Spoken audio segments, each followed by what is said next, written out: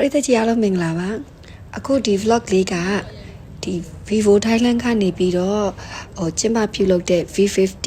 V Love Portrait Gallery ဓာတ်ပုံပြခန်းလေးကိုဘုံဝါတို့တွေတွားရောက်လက်ပတ်ကြမှာပဲဖြစ်ပါတယ်ဗီဒီယိုလေးကိုအဆုံးထိလိုက်ကြည့်ပေးကြပါအောင်နော်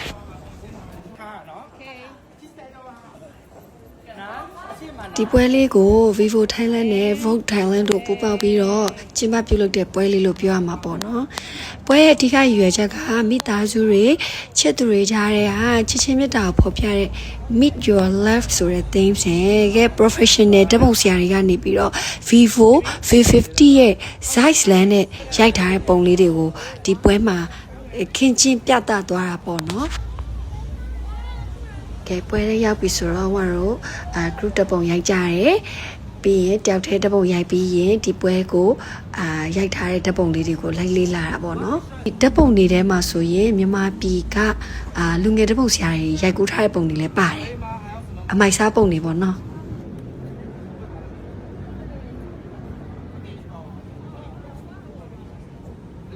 ပြီးတော့ဟိုတွေ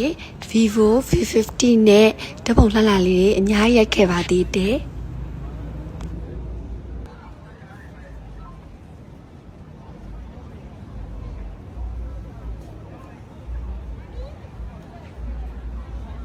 ဒီဘူထဲမှာတော့မှလာရောက်ပြီးတော့တကူတကဝန်းရံပေးကြတဲ့ချစ်ပရိသတ်ကြီးတွေကိုလည်းနှုတ်ဆက်ခဲ့ပါတယ်ရှင်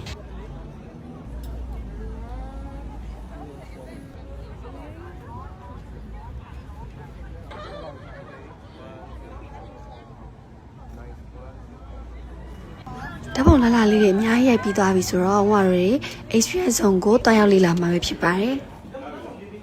Vivo V50 နဲ့ရိုက်ထားတဲ့ပုံလေးအကုန်လုံးဟိုတို့စိတ်ချရွေးချယ်ပြီးတော့ဓာတ်ပုံလှလှလေးထုတ်ပြီးရပေါ့